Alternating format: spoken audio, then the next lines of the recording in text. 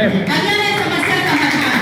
जिस प्रकार से रात्रि के बाद सवेरा आता है, ये सुनता हुआ सूरज हमें ये दिखाता है कि हर समस्या का कहीं न कहीं कोई न कोई समाधान अवश्य है। आज नहीं तो कल सिर्फ हमें जरूरत है एक थोड़े समय की और उसके ध्यानपूर्वक सोचने की कि वो समस्या का समाधान हम किस प्रकार निकाल सकते हैं। अगला है निर्णय लेना। निर्णय लेना में हम किसी भी चीज का कितने अच्छे तरीके से निर्णय लेते हैं। जैसे सर ने बताया कि एक ही चीज के कई अलग-अलग ऑप्शंस हो सकते हैं, एक ही प्रश्न के कई अलग-अलग उत्तर हो सकते हैं, परंतु हमारा कार्य है कि उसमें से जो सबसे सटीक और जो सबसे उस टाइम पे बेहतर लगे वही उत्तर लेना और वही निर्णय लेना।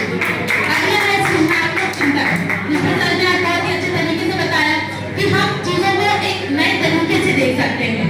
उसके बारे में जाहिर सी बात है कि एक चीज को देखने का हर किसी का अलग-अलग नजरिया होता है, पर कुछ लीक से हटकर कुछ अलग सोचना ही हमारा सृजनात्मक चिंतन है। अगला है समालोचनात्मक चिंतन।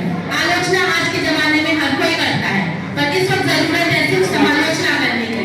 आलोचना करना बहुत आसान है, पर किसी चीज की समालोचना करना उतना ही मुश्किल है। सर, सूरज एक है, जीवन एक है।